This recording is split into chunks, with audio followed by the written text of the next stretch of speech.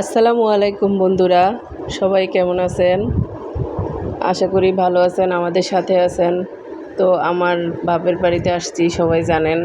তো আমার ভাবি তত্তরি বেগমটা আমাকে বলতেছে, আপু আজকে নাস্তাটা আপনি বানাবেন। তো যেই কথা সেই কাজ, ভাবিরা এত কিছু বানিয়ে খাওয়ায়, আমি কেন বা নাস্তাটা বানাতে পারবো না?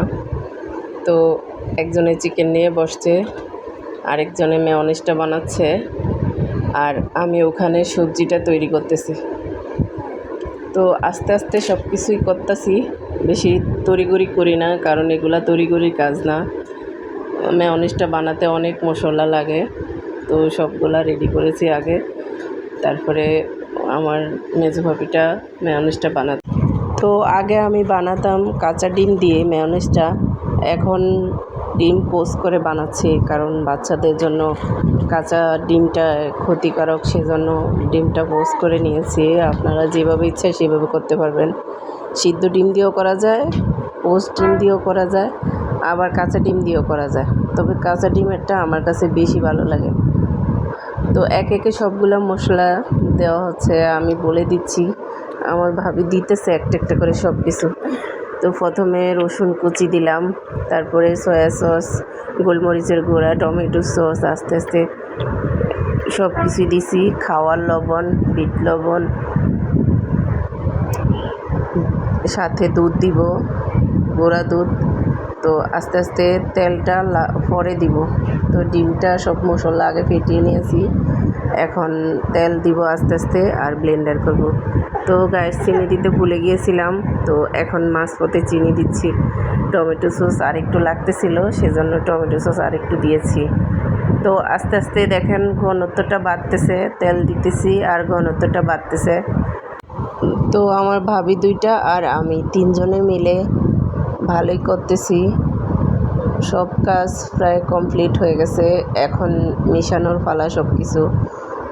তো এই তো চিকেনটা ভাজতেছে, চিকেনটা ভাজা শেষ।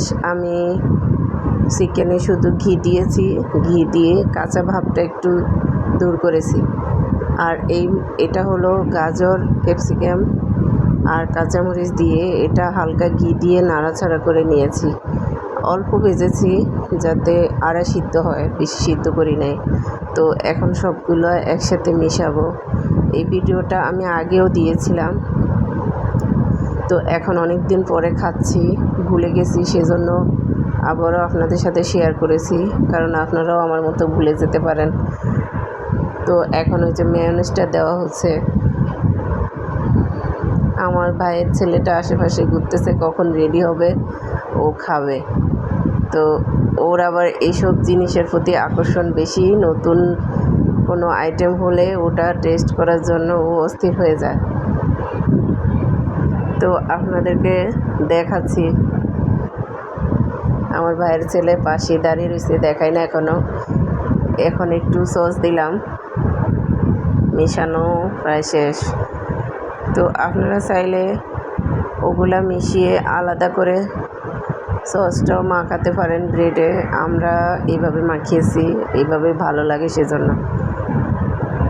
তো এই প্রথমটাই আমার বাবাকে দেওয়া হবে, আমার বাবা পাশে দাঁড়িয়ে রয়েছে। বেশি টেস্টের জন্য একটু মেয়োনিজও দিলাম, সাথে একটু সসও দিব।